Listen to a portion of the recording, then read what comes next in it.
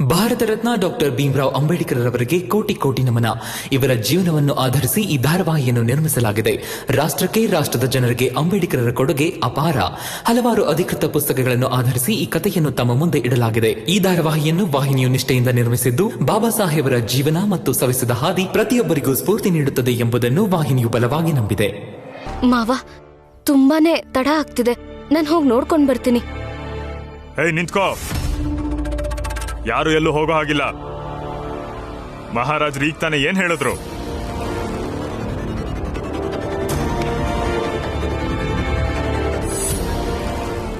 ಮಹಾರಾಜರೇ, ಇವತ್ತಿನ ಸ್ಪರ್ಧೆಗೆ ಪ್ರತಿಸ್ಪರ್ಧಿನೇ ಇಲ್ಲ ಅನ್ಸುತ್ತೆ. ಬಹುಶಃ ಭೀಮರಾವ್ ಹೆದರಿ ಎಲ್ಲೋ ಹೋಗಿರ್ಬೇಕು. ನಿಕೇತ ಒಬ್ಬನೇ ಹೇಗೆ ಶಿಸ್ತಾಗಿ ಕೂತಿದ್ದ ನೋಡಿ, ಯಾವುದೇ ಪ್ರತಿಸ್ಪರ್ಧಿ ಇಲ್ಲದೆ. ಅದಕ್ಕೆ ಮಹಾರಾಜರೇ, ನಮ್ಮಿಂದ ಒಂದು ಮನವಿ ಇದೆ. ನಿಕೇತನನ್ನ ವಿಜೇತ ಅಂತ ಘೋಷಿಸಿ ವಿದ್ಯಾರ್ಥಿ ವೇತನ ಇವನಿಗೆ ಕೊಡಿ. ಇಲ್ಲಿಗೆ ಸ್ಪರ್ಧೆ ಮುಕ್ತಾಯ ಆಗಲಿ. ಕ್ಷಮಿಸಿ ಮಹಾರಾಜ.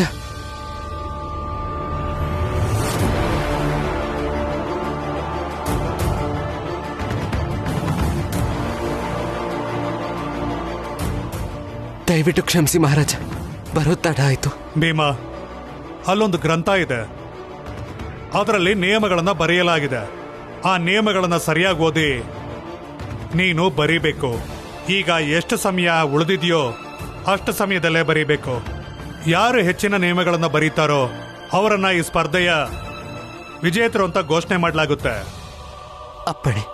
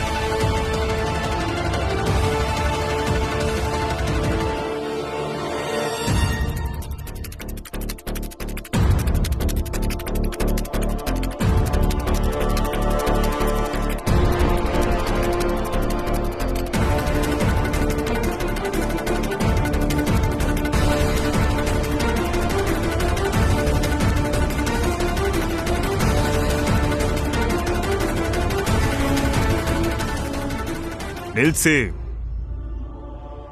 ಪರೀಕ್ಷೆಯ ಸಮಯ ಮುಗಿದಿದೆ.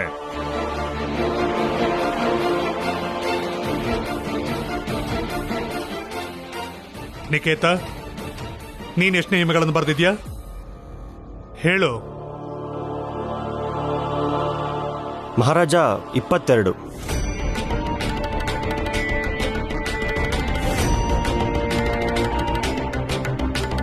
ವಾ,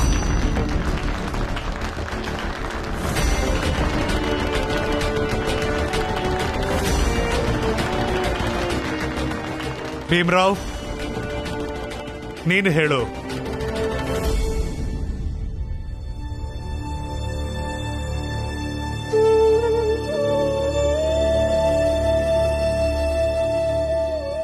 ಮಹಾರಾಜ, ನಾನು ಎಲ್ಲ ನಿಯಮಗಳನ್ನು ಓದಿದ್ದೀನಿ. ಆದರೆ ಸಮಯದ ಅಭಾವದ ಕಾರಣ ಕೇವಲ 3 ಬರೆಯಕ್ಕೆ ಸಾಧ್ಯ ಆಯಿತು.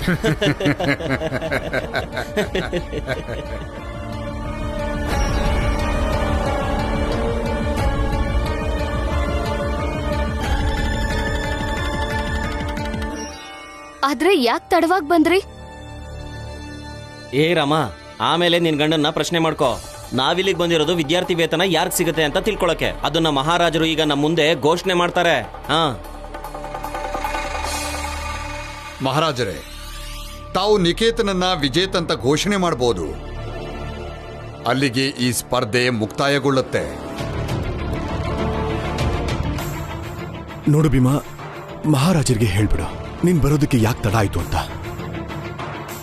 ಹೇಳು.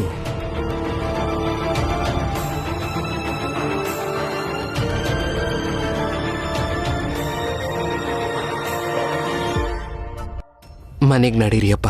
ಈ ಸ್ಪರ್ಧೆಯಲ್ಲಿ ನಾನು ಸೋತಿದ್ದೀನಿ. ಆದ್ರೆ ಭೀಮಾ, ನೀನು ಮಹಾರಾಜರ್ಗೆ ಹೇಳ್ಬೇಕಲ್ಲ, ಯಾಕೆ ತಡ ಆಯ್ತು ಅಂತ. ಮಾವ, ತಡ ಯಾಕಾಯ್ತು? ಎಲ್ಲಿಗೆ ಹೋಗಿದ್ದೆ? ಇದು ಕಾರಣ ಕೊಡೋ ಜಾಗ ಅಲ್ಲ.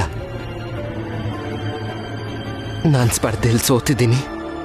ಸೋಲಿಗೆ ಯಾವತ್ತೂ ಕಾರಣ ಕೊಡಬಾರ್ದು. ನಾನು ಮುಂದೆ ಓದಕ್ಕಾಗಲ್ಲ ಅನ್ನೋದಷ್ಟೇ ಸತ್ಯ. ನಡೀರಿ ಹೋಗೋಣ. ಭೀಮ್ರಾವ್, ಹೋಗಕ್ಕೆ ಇಷ್ಟೊಂದು ಆತರ ಯಾಕೆ? ಮಹಾರಾಜರು ಇನ್ನೇನು ವಿಜೇತರ ಹೆಸರನ್ನ ಘೋಷಣೆ ಮಾಡ್ತಾರೆ. ಕೇಳ್ಕೊಂಡು ಹೊರಡು.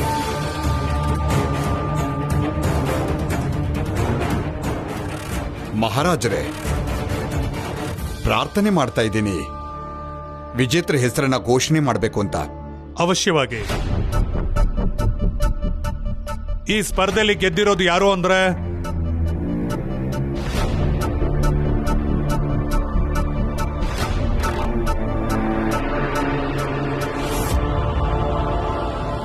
ಭೀಮ್ರಾವ್ ಅಂಬೇಡ್ಕರ್.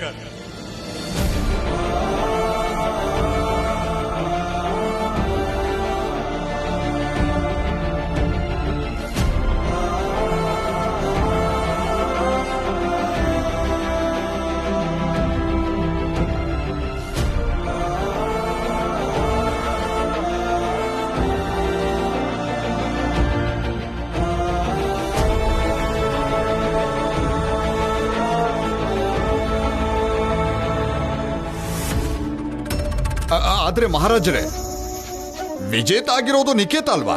ಆದ್ರೆ ನಿಕೇತ ಸಮಯಕ್ಕೆ ಸರಿಯಾಗಿ ಬಂದಿದ್ದಾನೆ. ಭೀಮ್ರಾವ್ ಸ್ಪರ್ಧೆಗೆ ತಡವಾಗಿ ಬಂದಿರೋದು. ಪ್ರಚಂಡ ಮೂರ್ತಿ, ಯಾರು ಸರಿಯಾದ ಸಮಯಕ್ಕೆ ಬರ್ತಾರೆ ಅನ್ನೋದಲ್ಲ ಸ್ಪರ್ಧೆ. ಸ್ಪರ್ಧೆ ಇರೋದು ಯಾರು ತಡವಾಗಿ ಬರ್ತಾರೆ ಅಂತ.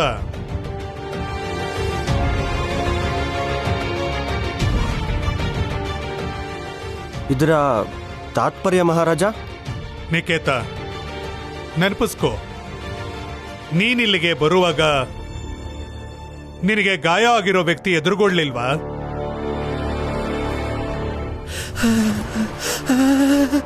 ಅಮ್ಮ, ಅಮ್ಮ, ಅಮ್ಮ, ಆಸ್ಪತ್ರೆ, ಆಸ್ಪತ್ರೆ, ಆಸ್ಪತ್ರೆ, ಆಸ್ಪತ್ರೆಗೆ ಸೇರಿಸಿ, ಆಸ್ಪತ್ರೆಗೆ ಸೇರಿಸಿ ನನ್ನ.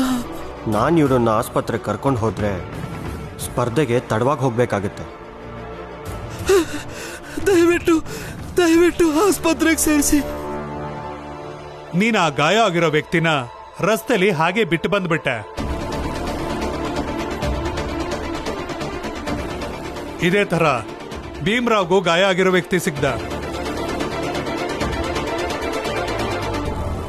ಕಾಪಾಡಿ, ಯಾರಾದ್ರೂ ನನ್ನನ್ನು ಆಸ್ಪತ್ರೆಗೆ ಸೇರಿಸಿ, ನನ್ನನ್ನು ಕಾಪಾಡಿ, ಕಾಪಾಡಿ, ಜೀವ ಹೋಗ್ತಿದೆ, ಕಾಪಾಡ್ರಪ್ಪ, ಕಾಪಾಡಿ, ಕಾಪಾಡಿ ಯಾರಾದ್ರೂ. ನಾನು ಸರಿಯಾದ ಸಮಯಕ್ಕೆ ಹೋಗ್ಲಿಲ್ಲ ಅಂದ್ರೆ ಸ್ಪರ್ಧೆಯಲ್ಲಿ ಸೋಲ್ತೀನಿ. ಆದ್ರೆ ಇವ್ರನ್ನೀಗ ಆಸ್ಪತ್ರೆಗೆ ಸೇರಿಸ್ಲಿಲ್ಲ ಅಂದ್ರೆ ಮನುಷ್ಯನಾಗಿ ಸೋಲ್ತೀನಿ. ನಾನು ಮುಂದೆ ಓದ್ಲಿಲ್ಲ ಅಂದ್ರೂ ಪರವಾಗಿಲ್ಲ, ಆದ್ರೆ ಮೊದಲು ಇವ್ರನ್ನ ಆಸ್ಪತ್ರೆಗೆ ಸೇರಿಸ್ಬೇಕು. ಅಣ್ಣ, ಎದ್ದೇಳಿ, ನಾನು ನಿಮ್ಮನ್ನ ಆಸ್ಪತ್ರೆಗೆ ಕರ್ಕೊಂಡು ಹೋಗ್ತೀನಿ. ಹುಷಾರು, ನಿಧಾನ. ಭೀಮ್ರಾವ್ ಆ ವ್ಯಕ್ತಿನ ರಸ್ತೆಲೇ ಬಿಟ್ಟು ಬರಲಿಲ್ಲ. ಬದಲಾಗಿ ಅವನನ್ನ ಆಸ್ಪತ್ರೆಗೆ ಕರ್ಕೊಂಡು ಹೋದ. ಅದಕ್ಕೆ ಅವನು ಇಲ್ಲಿಗೆ ಬರೋದಕ್ಕೆ ಸಮಯ ಹಿಡಿತು.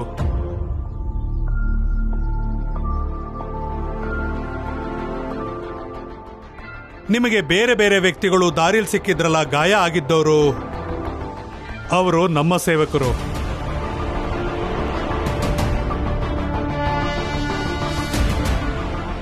ನಿಮ್ಮಿಬ್ಬರನ್ನ ನಾನೇ ಪರೀಕ್ಷೆ ಮಾಡಿದ್ದು. ನಾನು ಒಂದು ವಿಷಯ ತಿಳ್ಕೋಬೇಕಿತ್ತು, ನಿಮ್ಮಿಬ್ಬರ ವ್ಯಕ್ತಿತ್ವ ಹೇಗಿದೆ ಅಂತ. ಹಾಗೆ ಭೀಮ್ರಾವ್ ಸಾಬೀತು ಮಾಡಿದ್ದಾನೆ, ವಿದ್ಯಾವಂತ ವ್ಯಕ್ತಿಯಲ್ಲಿ ವಿನಮ್ರತೆ ಹಾಗೂ ಸಹಾಯ ಗುಣ ಇರುತ್ತೆ ಅಂತ. ಇದೇ ತಾನೇ ವಿದ್ಯೆಯ ಮೂಲ ಗುಣ.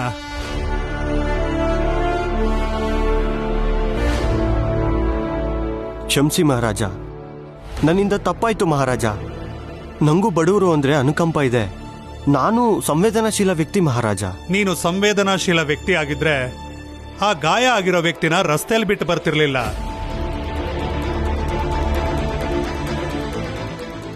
ಇದೇ ನನ್ನ ತೀರ್ಮಾನ. ಈ ವಿದ್ಯಾರ್ಥಿ ವೇತನ ಭೀಮ್ರಾವ್ಗೆ ನೀಡಲಾಗ್ತಿದೆ.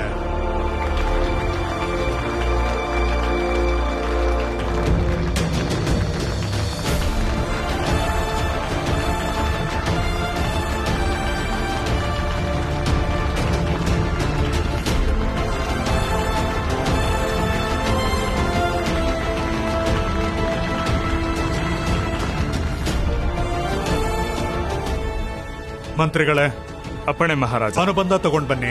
ಆಗ್ಲಿ ಮಹಾರಾಜ.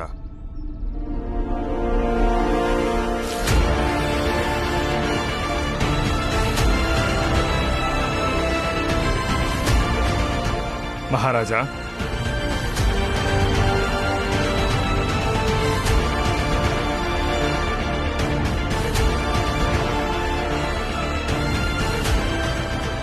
ಭೀಮ್ರಾವ್, ಇದರಲ್ಲಿ ಬರೆಯಲಾಗಿದೆ, ನಿನ್ನ ಸ್ನಾತಕೋತ್ತರ ಪದವಿ ಪೂರ್ಣಗೊಳ್ಳೋ ತನಕ ತಗುಲೋ ವೆಚ್ಚನ ನಮ್ಮ ವಡೋದರ ಸಂಸ್ಥಾನ ವಹಿಸುತ್ತೆ.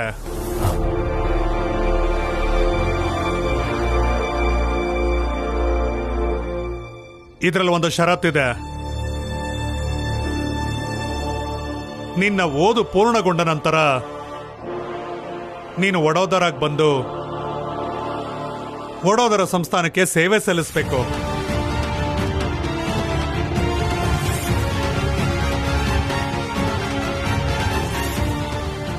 ಈ ಷರತ್ತಿಗೆ ಒಪ್ಪಿಗೆ ಇದ್ರೆ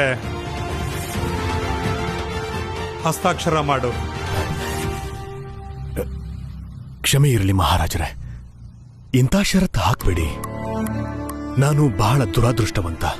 3 ಜನ ಗಂಡು ಮಕ್ಕಳ ತಂದೆ ಆದ್ಮೇಲೂ ಮಕ್ಕಳಿಂದ ದೂರ ಇರೋ ತರ ಆಗಿದೆ. ಈಗ ಇವನು ನನ್ನಿಂದ ದೂರ ಹೋಗ್ಬಿಟ್ರೆ ನಾನು ಹೇಗೆ ಬದುಕಲಿ? ಇದನ್ನ ನೀನು ನಿನ್ನ ಮಗ ಇಬ್ರು ಪ್ರತ್ಯೇಕವಾಗಿ ಚರ್ಚೆ ಮಾಡಿ ನಿರ್ಧಾರ ತಗೋಬಹುದು. ನಾನ್ ನನ್ನ ರಾಜ್ಯದ ನಿಯಮಗಳನ್ನ ಬದಲಾಯಿಸಕ್ಕಾಗಲ್ಲ. ನಿರ್ಧಾರ ನೀವು ತಗೋಬೇಕಾಗಿರೋದು.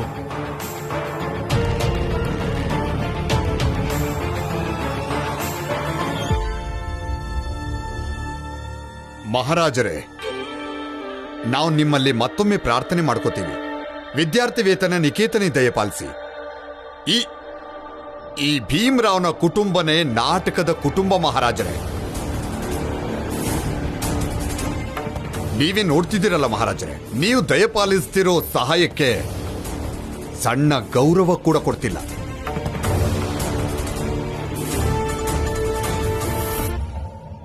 ಅಪ್ಪ, ಇವತ್ತು ನನಗೆ ವಿದ್ಯಾರ್ಥಿ ವೇತನ ಸಿಗ್ಲಿಲ್ಲ ಅಂದ್ರೆ ಕಾಲೇಜ್ ಫೀಸ್ ಕಟ್ಟಕ್ಕಾಗಲ್ಲ. ಇನ್ನು ಮುಂದೆ ಓದೋದು ಹೇಗೆ? ಮಾವ, ಇವ್ರಿಗೆ ಇನ್ನೂ 3 ವರ್ಷ ಇದೆ ಬರೋಡಾಗ್ ಹೋಗಕ್ಕೆ. ಅಷ್ಟ್ರಲ್ಲಿ ಎಷ್ಟು ಬದಲಾಗ್ಬೋದು ಯಾರಿಗ್ ಗೊತ್ತು. ಹೀಗೂ ಆಗ್ಬೋದು. 3 ವರ್ಷ ಆದ್ಮೇಲೆ ನಾವು ಬರೋಡಾಗ್ ಹೋಗ್ಬೋದು. ರಮನ್ ಮಾತು ಸರಿ ಇದೆ ಅಪ್ಪ. ಮುಂದೆ ಏನಾದ್ರೂ ಉಪಾಯ ಮಾಡೋಣ. ಅಲ್ಲ ಭೀಮಾ, ವಿಷಯ ಅದಲ್ಲ. ವಿಷಯ ಏನು ಅಂದ್ರೆ ಪದವಿ ಆದ್ಮೇಲೂ ಕೂಡ ನೀನು ಓದಲ್ಲ ಅಂತಿದ್ಯಾ. ಒಂದು ವೇಳೆ ಪದವಿ ಮುಗಿಸಿದ್ಮೇಲೆ ನೀನು ಯಾವುದಾದ್ರೂ ಕೆಲ್ಸಕ್ಕೆ ಸೇರ್ಕೊಂಡ್ರೆ ಓದು ಮುಂದುವರ್ಸಲ್ವಾ? ಮಾವ, ಈಗ ಪದವಿ ಮುಗಿಸಿದ್ರೇನೆ ತಾನೆ ಇವ್ರ ಮುಂದಕ್ಕೆ ಓದಕ್ಕಾಗೋದು. ಈಗ ಮಹಾರಾಜರು ಕೊಡ್ತಿರೋ ವಿದ್ಯಾರ್ಥಿ ವೇತನ ಬಿಟ್ಟು ನಮಗ್ ಬೇರೆ ಯಾವ ದಾರಿನೂ ಇಲ್ಲ. ಈಗ ನಾನು ವಿದ್ಯಾರ್ಥಿ ವೇತನ ಪಡೆದೇ ಹೋದ್ರೆ ಇನ್ನೊಂದು ವರ್ಷ ಹಾಳಾಗುತ್ತಪ್ಪ. ಇನ್ನೊಂದು ವರ್ಷ ಬಿಟ್ಟು ಓದಿದ್ರಾಯ್ತು. 1 ವರ್ಷ ಕೆಲಸ ಮಾಡು. ಇನ್ನೊಂದು ವರ್ಷ ಕಷ್ಟಪಟ್ರೆ ಹಣದ ವ್ಯವಸ್ಥೆ ಆಗುತ್ತಲ್ವಾ? ಹೇಳು.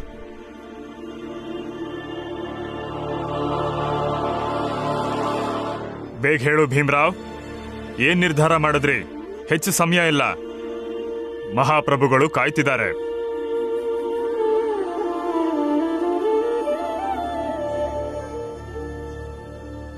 ಭೀಮಾ ನಿನ್ನಿಂದ ಪರೀಕ್ಷೆ ಫಾರ್ಮ್ನ ಭರ್ತಿ ಮಾಡಕ್ಕಾಗ್ಲಿಲ್ಲ. ಅವನೀಗ 1 ವರ್ಷ ಹಿಂದೆ ಉಳಿತಾನೆ. ನನಗೆ ವಯಸ್ಸಾಗಿದ್ರು ಬರೀ ಪೆನ್ಷನ್ ಅಲ್ಲ, ಶಕ್ತಿನೂ ಇದೆ. ಕೆಲಸ ಹುಡುಕ್ತೀನಿ, ಸಂಪಾದನೆ ಮಾಡ್ತೀನಿ, ಭೀಮನ್ನ ಓದಿಸ್ತೀನಿ.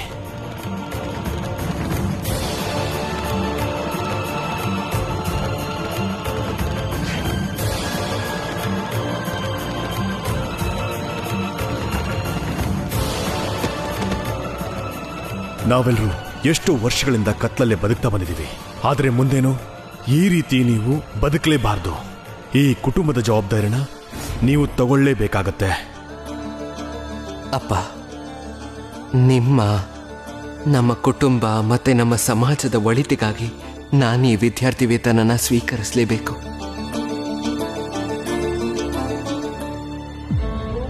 ನಾನು ಹಸ್ತಾಕ್ಷರ ಹಾಕೋದಕ್ಕೆ ತಯಾರಿದ್ದೀನಿ.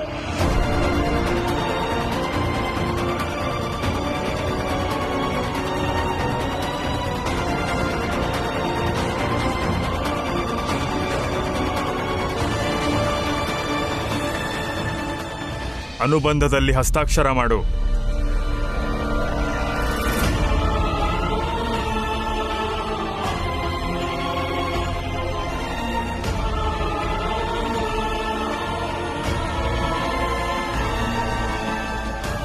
ರಾಮ್ಜಿ, ಭೀಮ್ರಾವ್ಗೆ ಹಸ್ತಾಕ್ಷರ ಹಾಕಕ್ ಬಿಡಿ. ಈ ಒಂದು ಹಸ್ತಾಕ್ಷರ ಬಹಳ ದೊಡ್ಡ ಪರಿವರ್ತನೆ ತರುತ್ತೆ.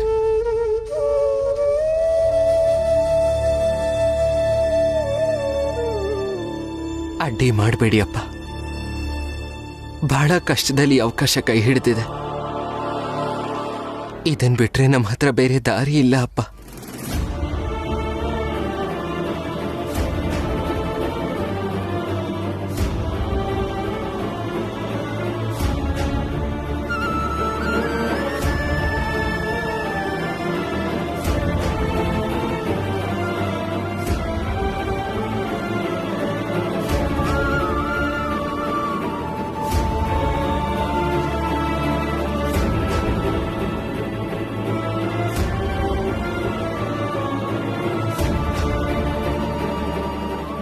ಭೀಮ್ರಾವ್, ಇಂದಿನಿಂದ ನಿನ್ನ ಶಿಕ್ಷಣದ ಶುಲ್ಕ ಹಾಗೂ ಓದಿನ ಸಂಪೂರ್ಣ ಖರ್ಚನ್ನ ವಡೋದರ ರಾಜ್ಯನೇ ವಹಿಸಿಕೊಳ್ಳುತ್ತೆ.